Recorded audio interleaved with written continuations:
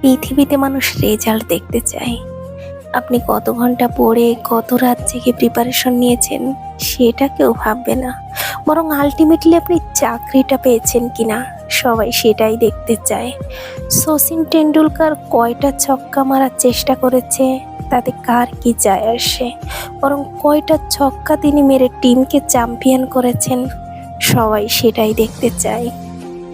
মেসির পায়ে কত মিনিট বল ছিল, কয়টা বল তিনি গোল পোস্টে থ্রো করেছেন এইসব কেউ দেখতে চায় না। অডিয়েন্স আলটিমেটলি দিন শেষে এটাই দেখতে চায় মেসির টিম আর্জেন্টিনা জিতেছে কিনা। আমাদের লাইফটা না রেজাল্টের উপর দাঁড়িয়ে থাকে। মানুষ শুধু সফলতাকেই দেখে, ব্যর্থতার গল্প কেউ শুনতে চায় না।